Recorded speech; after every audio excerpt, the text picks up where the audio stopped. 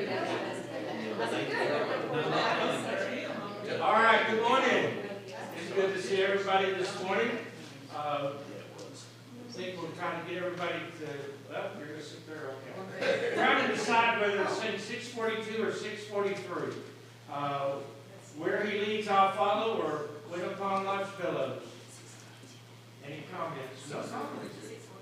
642? Yeah. 642, okay. Where he leads, I'll follow. 642. We'll sing the first and third verses, and then we'll go to our classes. Sweet are the promises, kind is the word, dearer far than any message man ever heard. Pure was the mind of Christ, endless I see. He, the great example, is the pattern for me. Where he leads, I'll follow, follow all the way. Where he leads, I'll follow, follow Jesus every day. Listen to his loving words, come unto me. Weary, heavy laden, there is sweet rest for thee. Trust in his promises, faithful and sure. Lean upon the Savior, and thy soul is secure. Where he leads, I'll follow, follow all the way. Where he leads, I'll follow, follow Jesus every day. You may go to your classes.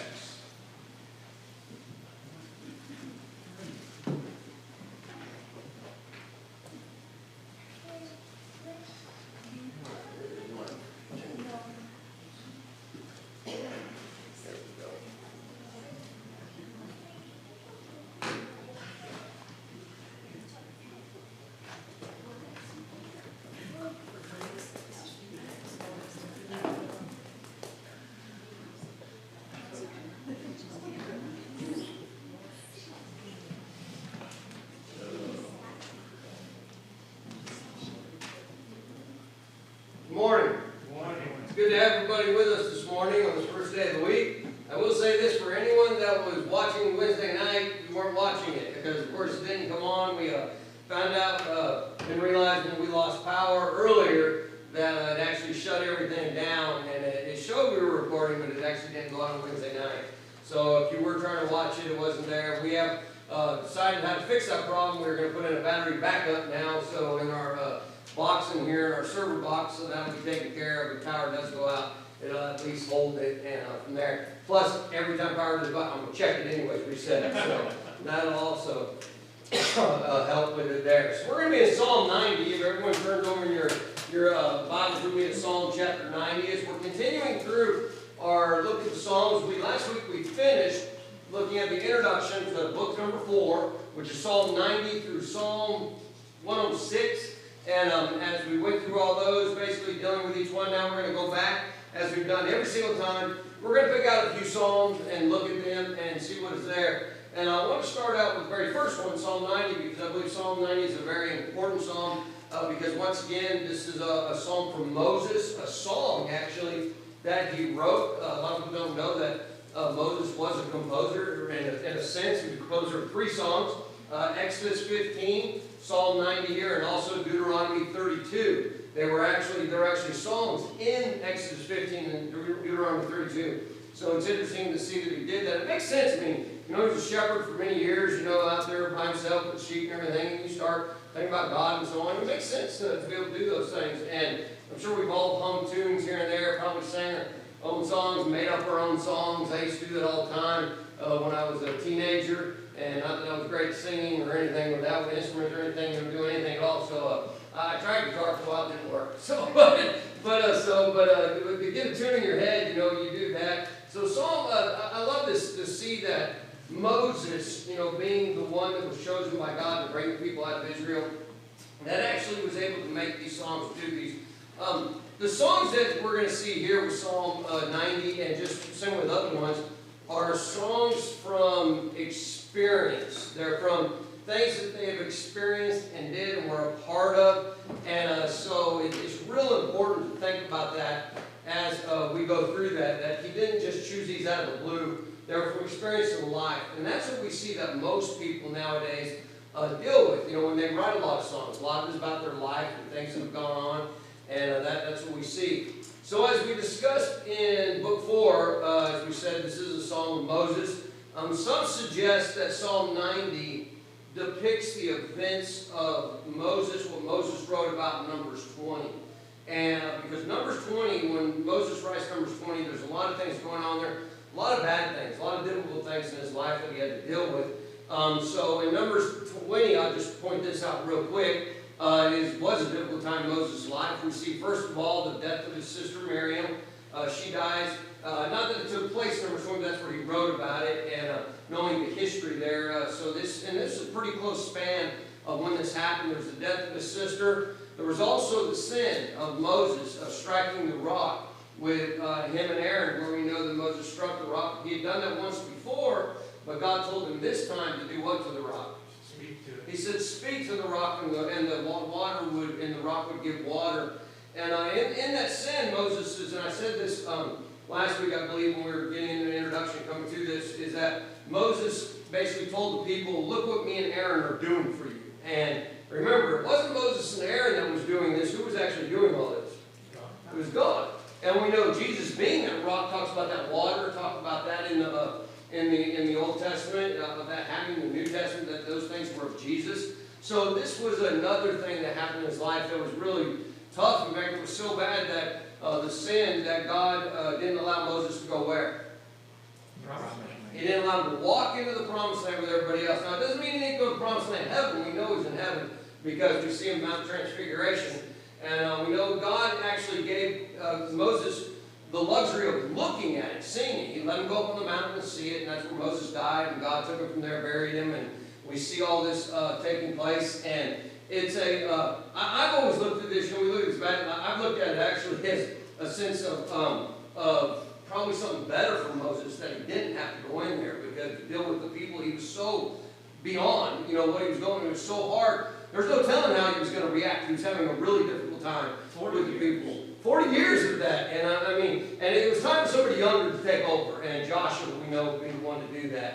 And so this is one of the things that happened with him when he writes this Psalm 90, and it makes sense of the psalm, the way it was written. And then finally, number 3, he had another death in his family, a death of his brother Aaron. So these 3 things took place in Numbers 20, and it seems like this is what he's really writing about, and when he's talking about life, because he talks a lot about life and the length of it here in Numbers 90, Psalm 90, and as we go through that. So Moses said to lose his sister, his brother also, the right to enter the promised land, and if this is true, it's understandable what we're going to find here in Psalm 90. So everyone turn over, if you're already there, great, Psalm 90. We're going to begin here, Psalm 90, verses 1 and 2. We're begin dealing with the everlasting God that cares. And, you know, God is an everlasting God. Everlasting means what? Forever and ever and ever. It doesn't end. It's from beginning to end, eternity. There's just no beginning, no end. That's what we see with God. The Alpha, the Omega, and everything with that. So, in Psalm chapter 90, verses 1 and 2, if someone go ahead and read that, let me go back. I also have it up on the board. However you want to read it from your Bibles on the board, that'd be great. I say board. The PowerPoint. This isn't chalkboard. This isn't the 70s. So, if someone would read that, that'd be great. I appreciate it. Thank you. Lord, thou hast been our dwelling place in all generations. Before the mountains were brought forth, or even thou hast formed the earth and the world. Even from the everlasting to everlasting, thou art God. Thank you. So if I hear really quick that the psalm begins with a recognition of God as 2 things. Number 1, as the refuge of Moses and the refuge of the Israelites, the refuge for you and I also, and a dwelling place for his people in every generation. Not just in the generation of the Israelites, or the generation of Moses, but every single generation we find. We find here that we see that Moses praises God for his eternal nature. And he wants us to see that and understand the importance behind knowing that God has an eternal nature. In fact, look at verse 2 again. Verse 2 states a fact that is hard really for humans and sometimes even Christians. And we need to allow this to wrap our minds around this. And as it says there again, it says, before the mountains were brought forth, or ever you had formed the earth and the world, even from everlasting to everlasting, you are God. So basically saying, how long has God been here? Or been around? Always. Never a time without. And it's really hard for us. So we know that we see this, that God existed, and from eternity to eternity, there is no beginning or end to God. Now, this is difficult sometimes because everything we know in this life is temporary. Everything. Everything in our life that we know, that we've experienced, that we're a part of, that anybody before us has been a part of, has experienced, it is just temporary. Everything has a beginning and an end in this life that we live in here on this physical life here on earth. So we have to remember, and as we go through this, that God is an eternal God. God doesn't have a beginning, doesn't have an end, never has been temporary, never will be temporary. God has seen it all and is able to see all things to know what is best for you and I. So Moses starts out that first part of the psalm. He wants everybody to understand and get that. And also for himself, it's really important for him to grasp what is taken care of here. So we go to this next point. So after he makes that point, he tries to show us this, that humans are frail. As human beings, we are frail people. And this goes back to the thought of him losing his sister and his brother, and even his life, despairing at going upon the mountain. And it's interesting because when Moses went to the mountain, it said there in Deuteronomy, it said that he was actually still a vibrant man. And he was old, but his eyes weren't dim, and he wasn't, he was doing really well. And so we see, God decided it was time for Moses to go, and he did. And we see God reacting. We see God doing that different times throughout the Old Testament. We don't read that in the New Testament, but we see that during the Old Testament. So by stating that, let's go ahead and begin. We're going to go ahead and read verses 3 through 6. And if someone will read that for us, please. Psalm chapter 90, verses 3 through 6, please. Before the mountains were brought forth, or ever thou hast formed the earth and the world, even from everlasting. Verse 2. Okay, there we go. I was like, I'm trying to Get my glasses together. Thou turned man to destruction, and sayest, return, ye children of men. For 1,000 years in the sight are but as yesterday when it is past, and as a watch in the night. Thou carriest them away as with a flood. Thou art as a sleep. In the morning they are like grass which groweth up. In the morning it flourisheth and groweth up. In the evening it is cut down and withereth. Thank you. So as we look at this, we understand the eternal nature of God is now going to be contrasted with the temporary lives of humans. This is what Moses is wanting us to get and understand. And as we look for this, and while God endures forever and ever, we actually know what we do. What does the Bible say that we return to? Dust. We return to dust. And and we see that Genesis 3:19, that it says, for you are dust, and to dust you shall return. And when we think about this, we realize that this is truly the case. It makes a perfect sense with Moses showing us. And this is what Moses is singing about when he states that the word destruction, he used that word destruction, verse 3 and 6, is really what he's getting at about our bodies going back to dust. But I want you to notice another slide.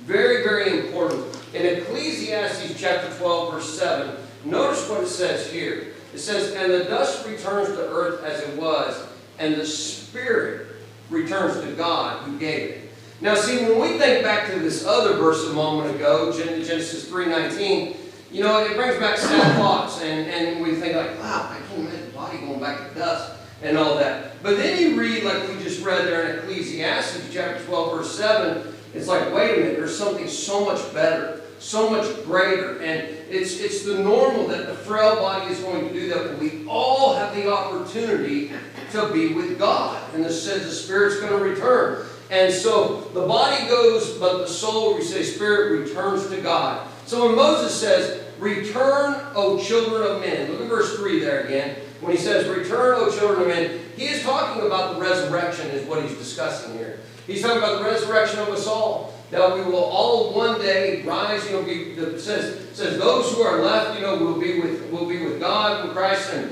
taken. We see those of us who we understand who are already gone, who are dust, but have our spirits with God, will all stand before the resurrection of Christ. And we will stand in that great resurrection that day, and that will be that day of judgment. And so he makes it very clear that, even though this life is temporary, there is going to be what for all of us? There's going to be a resurrection, which then will come back some type of eternity. And eternity then is going to be forever. And we only have one of two places to be. Either people are going to do by not following God's will be in hell, or those who decide to follow God in Christ will be in heaven. And that's where we all want to be. And so Moses sees this. So he goes on to verse 4. Everyone look at verse 4 again. Verse 4, he kind of gives a familiar statement that is found. It says, for 1,000 years in your sight, actually I got it up here too. For 1,000 years in your sight are but as yesterday when it is past, or as a watch in the night. And so when we think about this, once again, the temporary, this is a statement about how time is irrelevant to God. Time is irrelevant to God. Could you imagine, when we look at this, we think about creating everything in 6 days.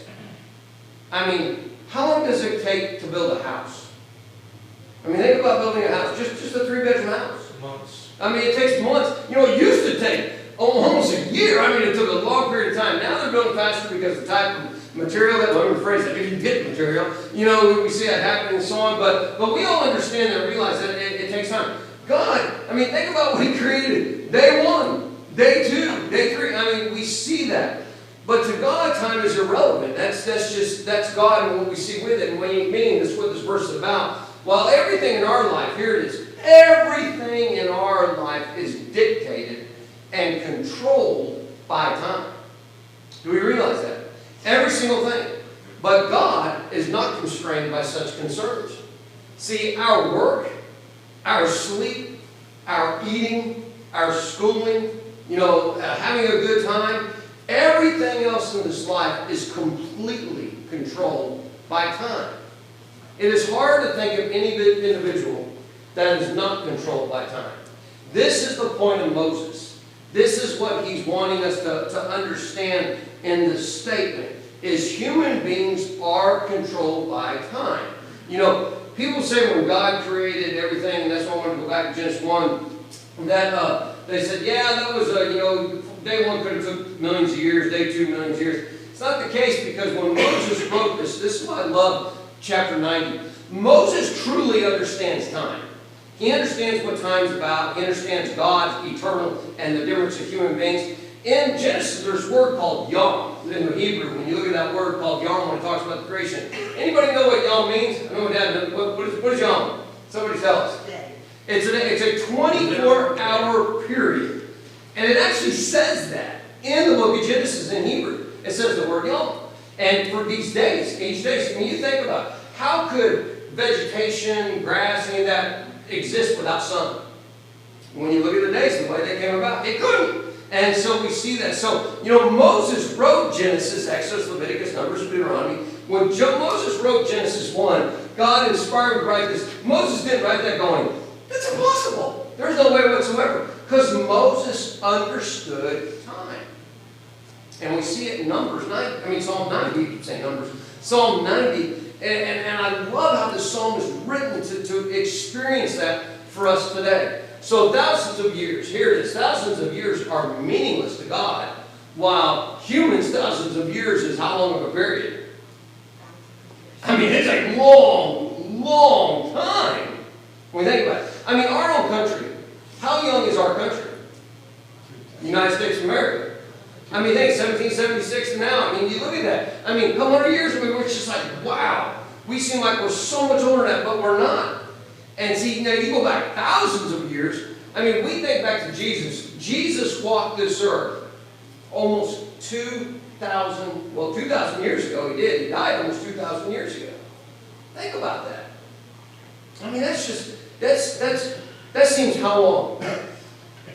It seems an eternity, because we just can't fathom 1,000 years. I mean, how many of us have a hard time still today? We're probably used to it now, but when the first time you had to write 2,000, say on a check, on a paper, whatever, type in it, how weird did that look? Remember what happened when 2000 was coming up right before it all? They said everything was going to do what? Everything was going to crash, because everything was started with 19. And we saw it was going to crash. Well, of course, we know it didn't happen and things before. But when we write down 20, I write down 2022, I'm thinking like, I would have never thought that. I remember watching movies back in the 1980s, and the movie would say this takes place in 2005. 2015, you're like, whatever. And then we get there, it's like, so time to us is everything, where it's really meaningless to God. So as we look at this, the Apostle Peter, remember the Apostle Peter? And people try to take this verse out of context all the time. Peter said this right here. Remember in 2 Peter chapter 3, verse 8, with the Lord 1 day is 1,000 years, and 1,000 years as 1 day. What was Peter doing? I want you to notice the point of both Moses and Peter are making. They're making the same point. The point is simply this, is not to use this as a definition for interpreting the scriptures or trying to figure things out. The point is to help us grasp the eternal nature of God. That's what it's all about. God is not bound or constrained by what? Time. Not at all, never has been, never will be. The point Peter was making is that humans should not think that this next verse, that God is slow concerning his promises, because God is not and has never been bound by time. That's why he says this in 2 Peter 3:9. The Lord is not so slow to fulfill his promises, as some count slowness, but is patient toward you, not wishing that any should perish, but that all should reach or understand, get to, that is of repentance. So that's why we see 2 Peter 3:8 right before 3:9, to show that God's time is really meaningless. It doesn't matter, because the internal nature of God. So we think it has been a long time for God's promises to be fulfilled. We do. We think, hey, wait, God said Jesus is going to come back, and it's been 2,000 years. That's a long time. 1,000 years to God is what? We just read. It's like a day. Now, how many days have you been on this earth? Think about that for just a moment. You count it by days. How many days are in a year? Anybody know? Yeah, 365. That's exactly right. So 365. So 365 multiply that times your age. You think about that for a moment. When you look at it like that, you're like, that's a long time. How long does one day take? How fast does it seem like a day goes by? Some days it feels like forever. It's just like, oh, it's never going to get done. We know that. But sometimes it's like, where'd today go? It's already 9 o'clock, I need to be in bed. 10 o'clock, whatever time you go to bed, 11 o'clock, so we go to bed 7, I don't know. But we see this from midnight, we go, how can it be? Well, midnight's the next day. So, you look at that, 12:1. So this is what we see with God. So we think it's been a long time for God's promise to be fulfilled, but God does not operate with such time constraints. God is completely 100% eternal and will not be forced, like we are, will not be forced to act simply because our lives are short. So with Moses, he is simply contrasting, once again, our nature of being bound by time, against God who is eternal and not bound by time. Have you ever tried to go a day without looking at your watch, or looking at your phone? Have you tried? Is it possible? Yes. Have you ever been anywhere where time wasn't the same? Yep. People didn't treat time the same? Yep. It's funny, I'll just tell you a real quick story. In Africa, when we were in Ghana, me and my friend Niles, he was a deacon there in the church where we were at Woodbridge. We went over there for a missionary trip to do it with one of our missionaries. And that lives from there. He's gone. And he told us, we got where we were going to spend the night. We got into Accra. 8 hours later, we were in Hapisani, and it was late at night. And he said, just go ahead and go to bed. And he goes, I'll see you tomorrow at 9 o'clock. And we're like, 9 a.m. And well, he said 9 o'clock. We said, of course, in the morning. And we're like, okay, all right. So we get up, we eat breakfast, our cook, made our breakfast and everything. And It's like 8:50, I'm telling them, we gotta hurry up, John's gonna be here at 9 o'clock. And 9 o'clock comes, 9:10, 9:20, 9:30. I'm like, what in the world? I said, something must be wrong. 9:40, I'm like, there's no way you can do this on the first day. He gets there about 9:50, and he says, hey, everything. Never said, sorry for being late or anything. And I said, whoa. I said, hey, John, you said you'd be here at 9. He goes, I am. I'm here. And I said, what do you mean 9? I said, it's 9:50. He goes, no, 9 to 10. He goes, 9. Anywhere in there, it's 9 o'clock. I'm like, whoa. I'm like, so here's my thought. Here's my thought, like, okay, what's going to happen Sunday? Oh no, they were all there at that time on Sunday, whenever they tell you, but I just thought that was interesting. That's just kind of the way they looked at it. And different cultures do different things. But he was still constrained. If he'd have got there at 10:01, he'd have considered himself what? Late. So we're still constrained by time. And so that's how time is. And I know I've tried. Me and Marcia, hiked Appalachians, and our phones, of course, weren't working up there in certain areas, and we were without time. And I was like, imagine I would have been just not even think about time at all. And I said, hey, we got 4 or 5 days to do this. Let's just not think about time. And but then we started like, we got to get 3 more miles. What time is it? So you are, but that's the problem. We as humans just have a hard time not being, not following time because we're constrained by it, and that's how we are. Any comments? Come on, go ahead. One of the most times where you can actually see that is Abraham and Sarah wanting to have a baby. Right. And they kept waiting and praying for a baby. And they're at 90 years old, it happens. But couldn't believe that it was going to. Sarah, she Right. laughed about it. Yeah, there's her time constrained by time. It's like, whatever. Yeah. So that's he made a promise, but look how long it took, and sure, God's promise was not true, but it was. It was true. And see, that's how that's why this verse is so important.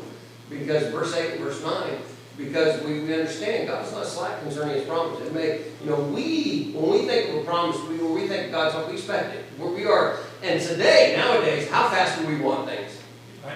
We want it now, don't we? I mean, if it doesn't happen immediately, I've said that before. From here to where we were in Stafford, up near D.C., our internet, it was like instantaneous. Here, I'll wait about a second. It drives me crazy. In a second, I'm thinking, come on, 2 seconds. I'm like, this is insane. Why would you do that? That's nothing, but that's how we are all the time. Doug. You were talking about the year 2000, and you would have never thought about that. I found out about George Orwell's book, 1984, when I was in the 5th grade in 1959. And I thought that was so far away that it would never happen, that 1984 would never happen. And it came and went. And now 2000 came and went, and 2022 is here. Right. And, it's for us. And the days counted like they were. Look how long that would be, if we had the same time as God. Yeah, it would be, thousands and thousands a year. That's exactly right. It's amazing. I always think to Noah with time, that, God told him it's going to rain. And he explained, what is this? It's going to flood the earth, everything. And how many years did Noah work on the ark before it rained? 120 years. How many of us would have gave up before that? You're thinking like, well, we'd be dead now, of course, but back then they lived, a lot longer because we know that the thing permanent hadn't done anything, changed. It was like a greenhouse effect. It wasn't like that anymore once it flooded. But, 120 years, I'm thinking like, God, you said you're going to flood it. And, but it took Noah that long to build this ark, to get this thing done. And it was all by hand, but still, wow. It's really remarkable to think that, but see, with God, 120 years was probably just seconds. Nothing. And to us, it's just the opposite. So this is what Moses is wanting to get us to grasp, because we have such a hard time grasping it. We have such a hard time. Yeah, go ahead. Satan wants us to think we've got lots of time. That's exactly right. That's exactly right. It's like that little joke I've told before, you know, about they were trying to figure out everything, and Satan's trying to figure out how to get everybody to fall away. And one of them came up, let's just tell people they have all the time in the world. And that was perfect, and that's exactly right. We think, and that's it, if he makes us think and we start believing we have a lot of time, guess what? We put things off. A lot of times it's putting off our Christianity, or following God in the way that we should, and we look at that. So this is what Moses is getting at. He's trying to show us that time is not what we think about, what we may expect. So which brings us to this point. The point about our temporal nature is clarified in verses 5 and 6. Verse 5 and 6. Someone go and read that for us. So it's all clarified here in these verses. Someone go and read that for us, please. Verse 5 and 6. Psalm 90. You carry them away like a flood. They are like asleep. In the morning they are like grass which grows up. In the morning it flourishes and grows up. In the evening it is cut down and withers. Thank you. So here, humans are here one day and gone, what? Tomorrow. Once again, look at the image Moses uses to picture this short amount of time. Look what he says up here on the board behind me on the screen. Carries them away like a flood. This is an image of someone being carried down the great river of time that cannot be stopped. You know, rivers usually don't stop. They just keep running and running and running and running. Here's the difference with God and time. Did God ever stop a river? Did God stop a river? Which river did he stop? The Jordan River. And a lot, we think about it like the Red Sea. We think about it, separating it, and then basically being pushed back and raising. I mean, it said that they placed the stone where they were placed the stones at, and it stopped. And basically, what happened? It stopped way up above them. But once it stopped, what happened to all the river that was here? As far as you look, the river did what? Disappeared. Because it kept running. Time. This is how we see this. And, you think about the true statement, as soon as we're born, this statement here, we're told as soon as we're born, we begin to die. Mm-hmm. It's hard to, we don't like to think about it that way, but it's true. The older we get, the more we truly understand that and realize what is there. Now, we don't want to be morbid and look at life like that, like, well, I'm already done, so I'm not going to worry about anything. That's not it. But we know that those things are happening. They're like a sleep. We sleep, time passes quickly. I saw Reese walk in a minute ago, and, it was great to see him walking. He didn't have crutches or anything. And, he had surgery just, last week. And with that, and with anesthesiology, what does anesthesiologists do? Put you to what? Sleep. Reese, did they put you to sleep? Okay, when you woke up, what do you remember? Nothing. What happened all that time? The ones operating, the doctors and everything, they saw time was going with them, but with us, it's like, whoop, it's gone. I remember when I had my hernia surgery, it was only last an hour and a half, and they found 4 of them, and it ended up being over 3 hours. And, and to me, the 3 hours was, I was asleep, it was gone. Melissa, she's like, okay, 2 hours, 2.5 hours, time is long. But that's how sleep is. This is what he's trying to show us. When we sleep, time passes very, very quickly. When we sleep at night, we're sleeping. When you work, say if you're working 8 hours, 10 hours, whatever it may be, say you're working that, how long sometimes does it feel like that 8 hours, 10 hours takes to go by? 10 or 12. It's forever. I mean, now when you sleep, say you sleep 8, some may sleep 10 hours, I don't know, but I don't. But you sleep that, how quick does that go by? Too quick, because we wake up and say, what? Where'd it go? I mean, especially when we sleep through the whole thing. We just sleep, it's like, bam! See, what we find out is when people are asleep while awake, meaning not aware of allowing themselves to be aware of God and His graciousness, they are unprepared for the judgment of God as they are sleeping. This is what Moses was getting at. Time will go by fast. Be careful what we're doing and how we're living this life. Okay, go ahead. Scriptures, New Testament tells us life is like a vapor. It is. Here for a little while and then gone. It's exactly right. Like a vapor. I mean, here for a little while and gone. Doug, go ahead. Well, on up in this same chapter, Moses tells that 70 years was your lifespan. That's what everybody was maybe granted was that. And if you lived 80 years, you were doing real good. That's exactly right. And so, it's like we're going to live so long, and that's it. I mean, and we're gonna talk about those. I actually have a really cool slide we'll get to today. But, you know what those years are, what those years work out to.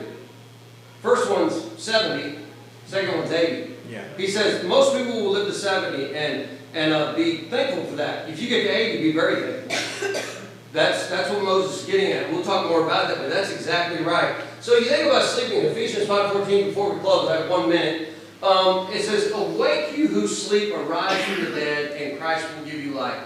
This is actually a quote from Isaiah. I can't remember exactly where. I think it's Isaiah 26 and Isaiah 60, verse 1, if I remember right. And so it's really remarkable to think about this. Awake you who are asleep, and rise from the dead. In other words, he's not saying, the resurrection, but he's like, wake up and realize we only have so much what here on earth? So much time. So that's what he shows us, which brings us to verse 6. Once again, notice what it says there. I have it underlined. It says, in the morning they are like grass which grows up. So we're like new grass that sprouts up. I know yesterday I mowed out here, and it's not as bad. But once summer gets here, or spring, once spring gets a little further in, I know and used to deal with this. I always used to make a joke in Texas. It grew so fast. But I noticed it does the same thing here. You're mowing, you hear it growing behind you. I mean, it's that quick. It's just like, what is going on here? And we see that. So it's like the new grass that sprouts up, but under the heat and the sun, if it's not taken care of, what will it quickly do? Withered and dies. Our lives are so short as like the morning and evening against the eternal nature of God is what he's showing us. Rather, we would like to think we have an eternity of life ahead of us here on this earth. Frequently, we live our lives as if we have no end in sight, and such living is foolish, of course. I remember being a teenager, I thought I had an S on my chest. I thought all the time in the world, do whatever I want, and then I get a little older, 20s felt the same way, 30s, I started changing, look at 40s, 50s, like 50s, like, oh, not at all. Then, we see that, and we take time, sometimes we can take time for granted, but the older we get, how much does time mean to us? It means a lot. But eternity means so much more. And so I'm going to take last comments and then we'll quit for the morning. It's like when we rear our children and they grow up and say, where did the time go? Yeah. What happened? Where did it all go? Or as we get older, we begin to look back on our life and say, what did I do? Yep. It's amazing. And I think, like I said, I think it's the big things when we look back and we see our our children older. I remember when I first saw our oldest daughter Trenda at the age when me and Melissa got married. Now I think about her in her 30s, and I'm like, it just blows my mind. And Shannon in her late 20s, it's just like, and our son getting ready to graduate with a master's. I'm like, that's insane. Where'd all that go? And that's what we do. But to God, it's just nothing. It's meaningless. And what I mean by that is God knows the most important, and that is eternity is more important than anything when we look at it. All right, so we'll close there. Any other comments? Anybody else? Nope? All right, we'll close there. Thank you. Appreciate it. Anybody that's with us online, visit us at 10 a.m. We'll have a worship service.